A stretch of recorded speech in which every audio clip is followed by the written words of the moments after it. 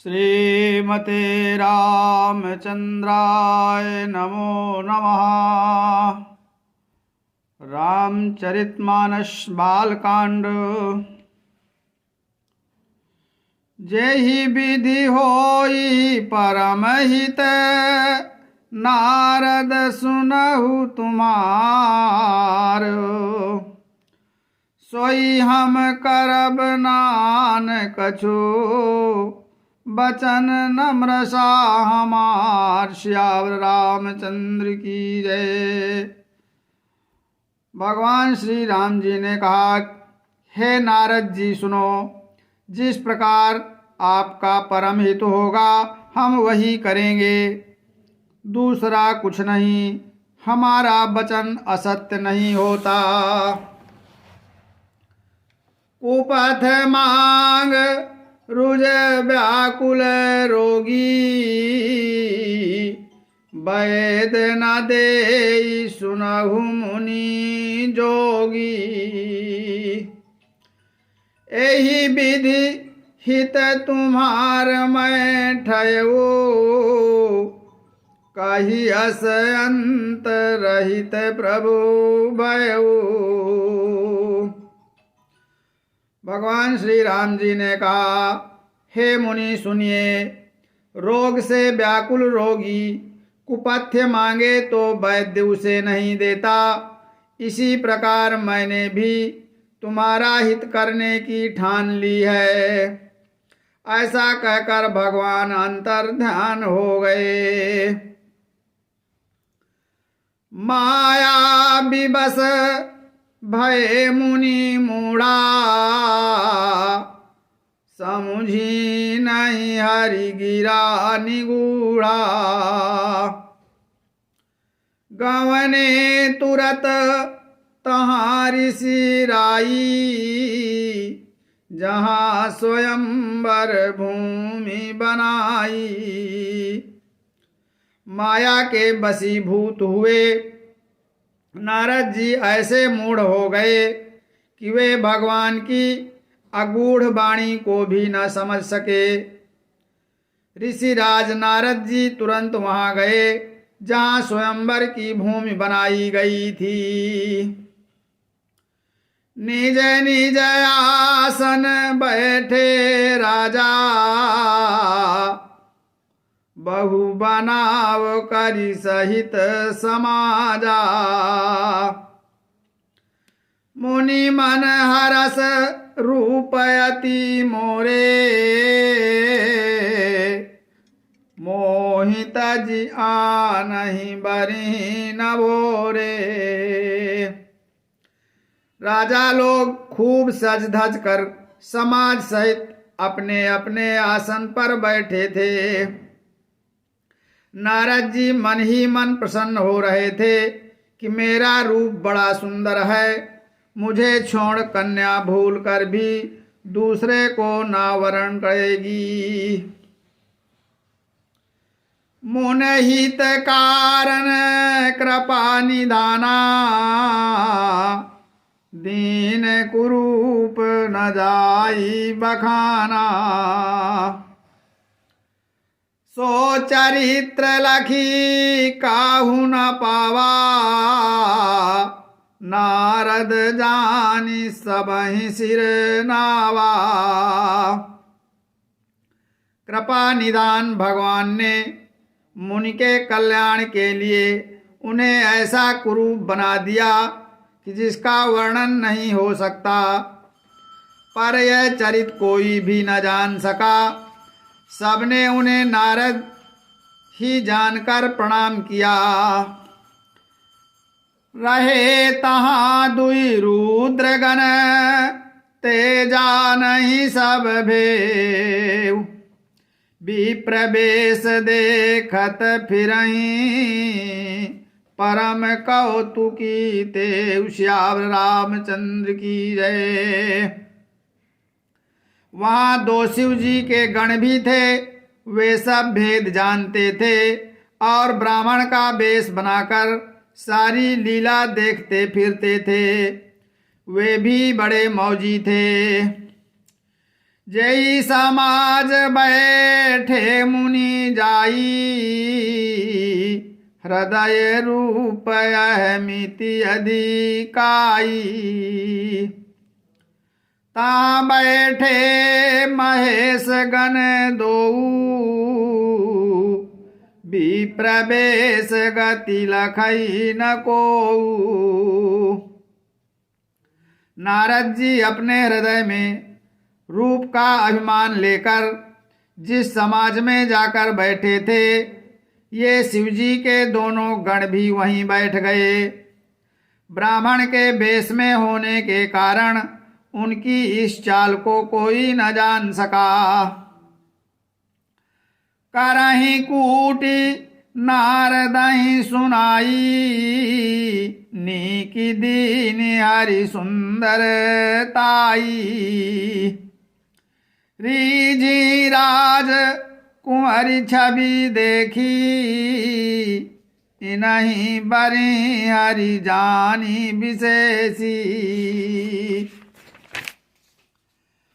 वे नारद जी को सुना सुनाकर व्यंग वचन कहते थे।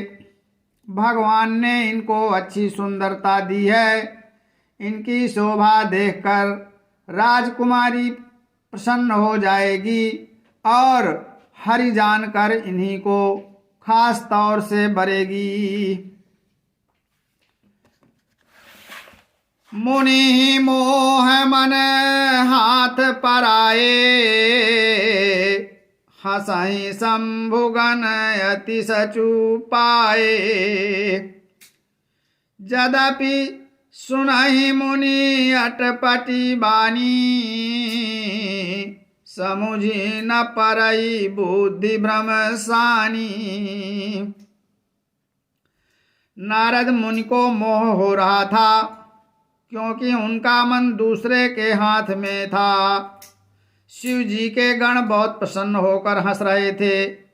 यद्यपि मुनि उनकी अटपटी बातें सुन रहे थे, पर बुद्धि भ्रम में सनी हुई होने के कारण वे बातें उनकी समझ में नहीं आती थीं।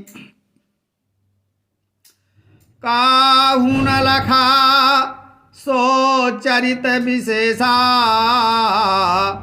सो स्वरूप नृप कन्या देखा। मरकट बदन भयंकर देही, देखत हृदय क्रोध भाते ही। इस विशेष चरित को और किसी ने नहीं जाना, केवल राजकन्या ने नारद जी का वह रूप देखा। उनका बंदर सा मुंह और भयंकर शरीर देखते ही कन्या के हृदय में क्रोध उत्पन्न हो गया। सखी संग लय कुंवरी तब, चली जनु राज मराल। देखत फिरई महीप सब, कर सरोज जय माल। श्याम रामचंद्र की जय। तब राजकुमारी सखियों को साथ लेकर इस तरह चली मानो राजहंसनी चल रही है। वह अपने कमल जैसे हाथों में जयमाला लिए सब राजाओं को देखती हुई घूमने लगी। जेहि दिशि बैठे नारद फूली, सो दिशि तेहि न बिलो की भूली। पौने पौने मुनि उकसहि अकुलाही, देखी दशा हर गन मुसुकाही। जिस ओर नारद जी रूप के गर्भ में फूले बैठे थे, उस ओर उसने भूल कर भी नहीं देखा। नारद मुनि बार बार उचकते और छटपटाते हैं। उनकी दशा देखकर शिव जी के गण मुस्कुराते हैं। धरि नृप तनु तहाँ गयऊ कृपाला, कुंवरी हरसि में लेऊ जय माला। दुल्हीन लय गे लक्ष्मी निवासा नृप समाज सब भयउ निराशा। कृपाल भगवान भी राजा का शरीर धारण कर वहां जा पहुँचे।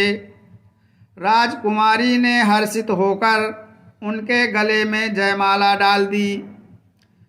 लक्ष्मी निवास भगवान दुल्हन को ले गए। सारी राजमंडली निराश हो गई। मुनि अति विकल मोहमती नाठी मणि गिर गई छूट जनु गाठी। तब हर गण बोले मुसुकाई निज मुख मुकुर बिलो कहू जाई। मोह के कारण मुन की बुद्धि नष्ट हो गई थी। इससे वे राजकुमारी को गई देख बहुत ही व्याकुल हो गए, मानो गांठ से छूटकर मणि गिर गई हो। तब शिव जी के गणों ने मुस्कुराकर कहा, जाकर दर्पण में अपना मुंह तो देखिए। अस कही दो भागे भय भारी बदन दीख मुनि बारी निहारी। बेसुबिलो की क्रोध अति बाढ़ा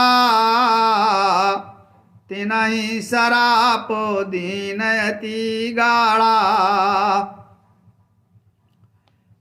ऐसा कहकर वे दोनों बहुत भयभीत होकर भागे। मुनि ने जल में झांककर अपना मुंह देखा। अपना रूप देखकर उनका क्रोध बहुत बढ़ गया। उन्होंने शिवजी के उन गणों को अत्यंत कठोर शाप दिया। हो निशाचर जाई तुम कपटी पापी दो हंसहु हमहि सो लेहु फल बहुरी हंसहु मुनि को श्याम रामचंद्र की जय। तुम दोनों कपटी और पापी जाकर राक्षस हो जाओ। तुमने हमारी हंसी की, उसका फल चखो। अब फिर किसी मुनि की हंसी मत करना। पुनि जल दीख रूप निज पावा तदपि हृदय संतोष नावा। फरकत अधर कोप मन माही सपदि चले कमलापति पाही। मुनि ने फिर जल में देखा तो उन्हें अपना असली रूप प्राप्त हो गया। तब भी उन्हें संतोष नहीं हुआ। उनके ओंठ फड़क रहे थे और मन में क्रोध भरा था। तुरंत ही वे भगवान कमलापति के पास चले। देहऊँ श्राप कि मरिहऊँ जाई जगत मोरी उपहास कराई। बीचहि पंथ मिले धनु जारी संग रमा सोई राजकुमारी। मन में सोचते जाते थे, जाकर या तो साप दूंगा या प्राण दे दूंगा। उन्होंने जगत में मेरी हंसी कराई। दैत्यों के शत्रु भगवान हरि उन्हें बीच रास्ते में ही मिल गए। साथ में लक्ष्मी जी और वही राजकुमारी थी। बोले मधुर बचन सुर साई मुनि कहाँ चले बिकल की नाई। सुनत बचन उपजायति क्रोधा माया बस न रहा मन बोधा। देवताओं के स्वामी भगवान ने मीठी वाणी में कहा, हे मुनि, व्याकुल की तरह कहाँ चले। ये शब्द सुनते ही नारद को बड़ा क्रोध आया। माया के वशीभूत होने के कारण मन में चेत नहीं रहा। पर संपदा सकहु नहीं देखी, तुम्हारे ईर्षा कपट विशेषी। मथत सिंधुरुद्रैबोरायहु, सुरन प्रेरी विष पान करायहु। मुनि ने कहा, तुम दूसरों की संपदा नहीं देख सकते, तुम्हारे ईर्ष्या और कपट बहुत है। समुद्र मथते समय तुमने शिव जी को बावला बना दिया और देवताओं को प्रेरित करके उन्हें विषपान कराया। असुर सुरा विष संकरहि, आपुरमा मणि चारु। स्वार्थ साधक कुटिल तुम, सदा कपट व्यवहार। श्याम रामचंद्र की जय। असुरों को मदिरा और शिवजी को विष देकर तुमने स्वयं लक्ष्मी और सुंदर कौस्तुभ मणि ले ली। तुम बड़े धोखेबाज और मतलबी हो, सदा कपट का व्यवहार करते हो। परम स्वतंत्र न सिर पर कोई, भावई मनई करहु तुम सोई। भले ही मंद मंद ही बल करहु, विस्मय हरस नहीं कछु धरहु। तुम परम स्वतंत्र हो, सिर पर तो कोई है नहीं, इससे जब जो मन को भाता है वही करते हो। भले को बुरा और बुरे को भला कर देते हो, हृदय में हर्ष विषाद कुछ भी नहीं लाते। डाहकी परिचहु सब काहू, अति असंक मन सदा उछाऊ। करम शुभाशुभ तुम्हि न बाधा, अब लगी तुम्हि न काहू साधा। सबको ठग ठग कर परख गए हो और अत्यंत निडर हो गए हो। इसी ठगने के काम में सदा उत्साह रहता है। शुभ अशुभ कर्म तुम्हें बाधा नहीं देते। अब तक तुमको किसी ने ठीक नहीं किया था। भले भवन अब बायन दीना, पावहुगे फल आपन कीना। बंचहु मोहि जवनि धरी देहा, सोई तनु धरऊ श्राप ममया।